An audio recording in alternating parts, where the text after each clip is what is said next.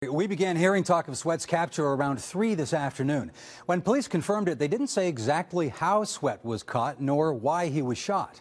The state police superintendent gave an explanation at a news conference in Malone just a few hours ago. He told us Sweat was found a mile and a half from Canada.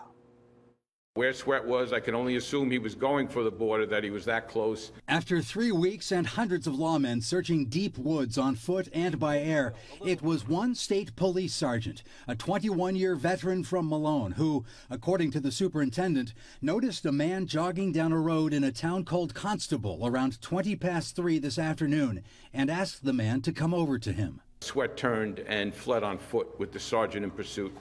At some point, running across the field, he realized that Sweat was going to make it to a tree line and possibly could have disappeared, and he fired 2 shots from his service weapon, his handgun, hitting Sweat twice in the torso. The superintendent said police had found a pepper shaker with Sweat's DNA on it.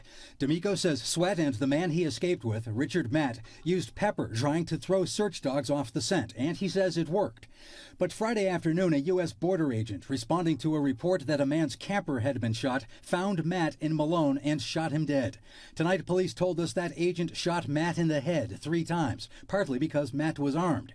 D'Amico says Sweat was not. I mean, if Sweat made the tree line and would have been gone, who knows what kind of damage. It's kind of, I'm just thankful. 3 weeks, no innocent civilians, no innocent law enforcement were hurt. You couldn't have a better ending. We wish it didn't happen in the first place.